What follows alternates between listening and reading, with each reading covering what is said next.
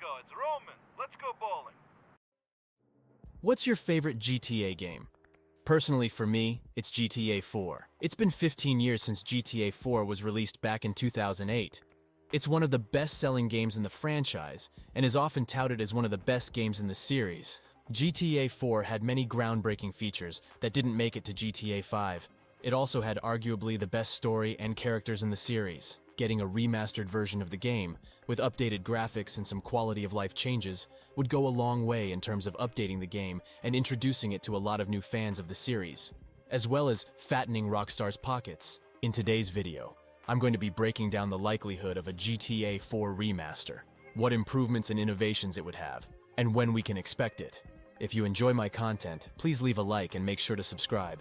We're over halfway to our goal of 5,000 subscribers, and every sub counts. So just how likely would a GTA 4 remaster be? Well, to keep it short, it's almost certain to happen at some point, especially considering the industry trends we've been seeing recently. Rockstar itself has released a remastered version of the GTA trilogy, which includes GTA 3, Vice City, and San Andreas, while other studios have been following suit. For example, in the last few years we've had remasters from The Last of Us, Resident Evil, Destroy All Humans, and Uncharted, just to name some recent ones. So taking this into account, I'd say it's very likely that Rockstar is going to release a GTA 4 remaster. The only question is when. But to touch on Resident Evil, I've been playing Resident Evil 4's remake a ton over the past few weeks. By all accounts, as well as from what I've seen and experienced, it's a very good remaster of the original and has been very faithful to its story, while also improving in several areas. One of the major improvements has come in the field of graphics. But what's changed since these games were released? Of course, it's no surprise that a game from 2005 looks worse than a remaster that came almost 2 decades later. But the newer version has some of the best graphics I've ever seen in a game, all while maintaining stable performance. In my time playing the game, I've never noticed the frames dip below 60 FPS, and bear in mind I'm playing at relatively high settings. No matter how many enemies are on screen, no matter how big the set pieces are, the game manages to look amazing and run amazing. This is all to say that a GTA 4 remaster with improved graphics will not only look good but also probably run well. When the game was released back in 2008, its graphics were one of a kind in terms of open-world games. No other games were really pushing the limits like GTA 4, aside from Crysis, which was also released the same year. However, in 2023, both of those games don't hold up. GTA 4 is by no means a bad-looking game, but it simply can't keep up with gaming's rapid technological growth. Games like Battlefield, Metro Exodus, and Resident Evil 4 have been pushing the limits of what's possible in terms of graphical fidelity using consumer-grade hardware. One major improvement has been the introduction of RayTracing. RayTracing is a technique used in computer graphics to generate realistic and detailed images. Basically, it simulates the way light behaves in the real world to create accurate lighting and reflections in games. This feature is only available on RTX graphics cards, like the RTX 2000, 3000, and 4000 series. When a ray of light hits an object in a scene, it bounces off it and interacts with the materials of the object. The ray might get reflected, refracted, or absorbed like real light would. If the light hits a reflective surface like water, it reflects in a predictable way following the law of reflection. And if the light hits a transparent object, it can be refracted, changing direction as it passes through the material. The light can also cast shadows when it hits a solid object, like a human being, creating very realistic and detailed shadows.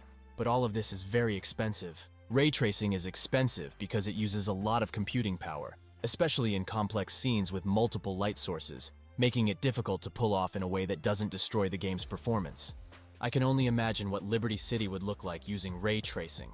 Of course, there are loads of 4K Ultra HD graphics mods for GTA 4, but it's not really representative of what a dedicated team of professional developers and millions of dollars of resources could achieve. That's where the next feature, DLSS, comes in. DLSS stands for Deep Learning Supersampling. It's a cutting-edge technology created by NVIDIA that enhances performance in games by using the power of artificial intelligence. DLSS is once again designed for RTX series graphics cards. To break it down in simple terms, NVIDIA first trains its DLSS models using AI algorithms with an ocean of high and low resolution image pairs. The AI analyzes the images and learns how to accurately upscale the low-res versions to match the quality of the high-res versions. Then during gameplay, DLSS is used to upscale the rendered low-res frames in real time. The DLSS model analyzes the low-resolution image and predicts the details that would exist in a higher-resolution version. This prediction is then used to generate a higher-res image. DLSS also uses temporal techniques to gather information from multiple frames, as well as spatial techniques to gather information from neighboring pixels. By combining these techniques, DLSS constructs the image with increased detail, sharpness, and clarity. Tying this all together, DLSS can give a significant boost to a player's frame rate by rendering at a lower resolution, and then using AI to upscale it to the target resolution. This allows gamers to enjoy smoother gameplay while using higher graphical settings, without any of the frame drops or stutters they might normally receive. Paired together with DLSS, this is going to make Liberty City look great and run great on any RTX series card. Another thing that Rockstar could improve upon is the performance on PC. The console versions of GTA 4 are relatively bug-free and run smoothly for the hardware they operate on. But this isn't the case for the PC port of the game. GTA 4 on PC has a number of bugs, one of which deletes your save files. Obviously, this is more than game-breaking. This is a game-ruining level bug. The only reason the game is playable is thanks to community bug fixes and the massive leap in gaming technology since 2008. When the game originally was ported over to PC, it ran awfully on the overwhelming majority of computers. But as PC hardware got better, the performance became less of an issue.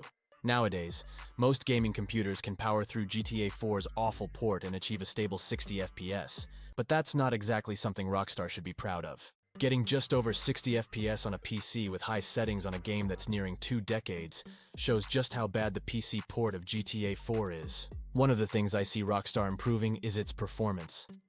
Of course, DLSS is going to help too, but simply going back and optimizing the code and fixing the port will do more for the game than any fancy NVIDIA feature ever will. Let me know if you've ever had any issues with GTA 4's PC port. Personally, I've rarely ever encountered any bugs in any Rockstar games. So with all that said, when can we expect to see a GTA 4 remaster? Well, there hasn't been any official news on any release date for a GTA 4 remaster. But we do know that at some point Rockstar was working on it alongside a Red Dead Redemption remaster. Both of these were being worked on a couple of years ago. But with the release and the flop of the GTA Trilogy remaster, Rockstar shelved both GTA 4's and RDR's remaster. Of course, Rockstar closely tracks the sales of their games as well as the public's reception. And the GTA Trilogy remaster performed very poorly according to their metrics, which is why they shelved the GTA 4 and RDR remaster. According to Kotaku, the remaster for GTA 4 was on the table a few years ago, but Rockstar chose not to proceed with the project in mind. Instead, they diverted the staff and resources they would have used on that to GTA 6's development. But once again, according to Kotaku, the projects weren't cancelled. They were simply put on hold for now. We know that GTA 6 is slated to be released in 2024 or in 2025 as long as the game isn't delayed. So using that information, we can safely say GTA 4's remaster isn't coming out within the next 3 or 4 years. Most likely, we're going to get a release on the 20th anniversary, since the 15th anniversary for GTA 4 has already passed. This also gives Rockstar ample time to work on GTA 6 and roll it out to next-gen consoles and PC. So realistically, we can expect GTA 4's remaster in 2028, which is a long way from now, but it's the only date that really makes sense. The GTA trilogy was considerably easier to remaster than GTA 4 would be, and we definitely don't want a repeat of what happened with the trilogy, so it's best to be patient and let Rockstar take their time with the game. But what do you think? When's GTA 4's remaster going to come out? Let me know in the comments down below, and don't forget to like and subscribe to join the 4K gang. As always, I'll see you next time.